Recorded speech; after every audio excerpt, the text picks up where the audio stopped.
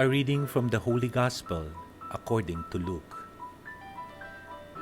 Jesus addressed this parable to those who were convinced of their own righteousness and despised everyone else. Two people went up to the temple area to pray. One was a Pharisee and the other was a tax collector. The Pharisee took up his position and spoke this prayer to himself. "O God, I thank you that I am not like the rest of humanity, greedy, dishonest, adulterous, or even like this tax collector.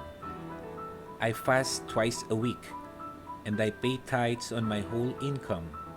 But the tax collector stood off at a distance and would not even raise his eyes to heaven, but beat his breast and prayed, "O God, be merciful to me, a sinner."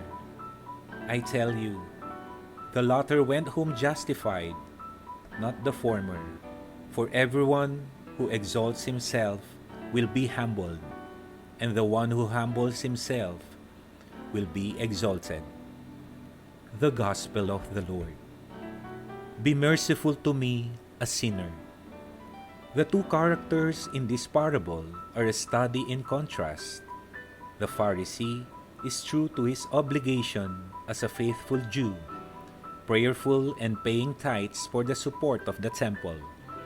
He obeys the commandments of the law. The tax collector, on the other hand, may not be as bad as the rest of humanity, greedy, dishonest, adulterous, but he himself acknowledges his miserable condition. He does not even know how to make amends to God or to people he might have defrauded. Can he leave behind his work? All he can do is to pray, "O God, be merciful to me, a sinner."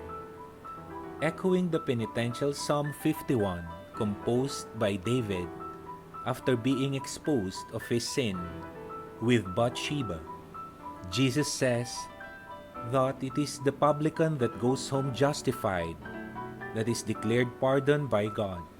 Whether the publican knows, it is beside the story.